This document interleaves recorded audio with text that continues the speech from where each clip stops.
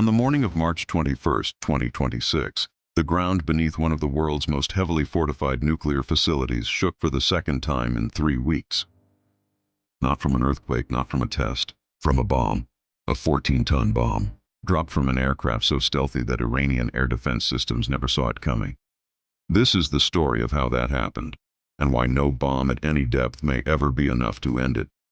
There is only one aircraft in the world capable of doing this.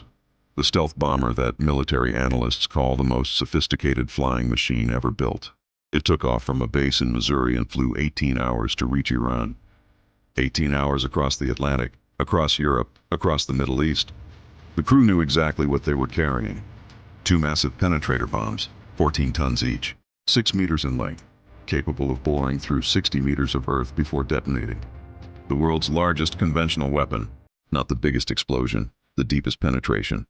Designed for exactly one purpose, to reach what nothing else can reach. To understand what happened that morning, you need to understand what this target actually is.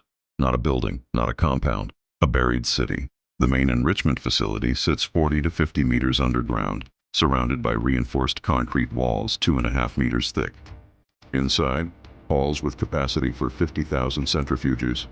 1 mile away, a second facility carved directly into a mountain, extending 100 meters below the surface.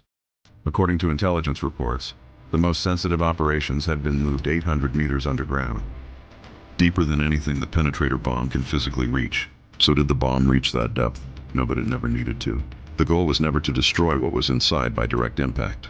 The goal was to seal it, destroy the access ramps, collapse the tunnel entrances, cut the ventilation shafts, render everything inside completely inaccessible.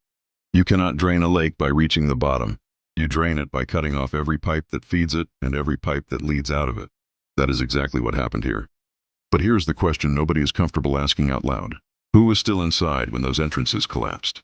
These underground chambers are not self-sustaining. The centrifuges spin at extreme speeds and generate enormous heat. That heat requires constant cooling water, constant ventilation, constant electricity. Without those systems, everything stops. But that is the machinery. What about the people? With a facility capacity of over 1,000 personnel, there were almost certainly crews underground at the moment of impact. People now potentially sealed inside collapsed chambers, with dwindling oxygen, rising temperatures, and severed communications. And a rescue operation from outside is nearly impossible because the strikes are ongoing. Iran's response to every collapsed entrance has followed the same pattern. They dig a new tunnel within 48 hours. The strikes come, Iran digs. The strikes come again, Iran digs again. An endless cycle, crushing in cost, inconclusive in result. And here's the deepest problem, the one no bomb can solve. The nuclear program is not a building. It is not a centrifuge hall buried under concrete and soil. It is knowledge. It is the engineering that connects thousands of machines into a single enrichment architecture. It is the metallurgical expertise that produces the components. It is the mathematics that governs the entire process. That knowledge exists in human minds, and no bomb reduces knowledge to a crater.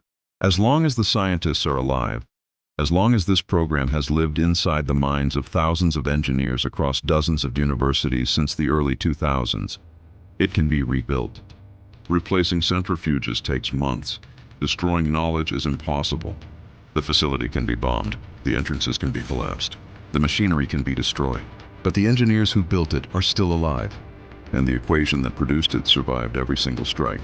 The question that will define the security of an entire region for the next 50 years is not whether any bomb can reach the uranium buried 40 meters underground in the dark. The question is, can any bomb at any depth from any arsenal destroy the knowledge that put it there? Tell me what you think in the comments. And tell me, where are you watching from? Drop your city and country below. Subscribe, because this story is far from over.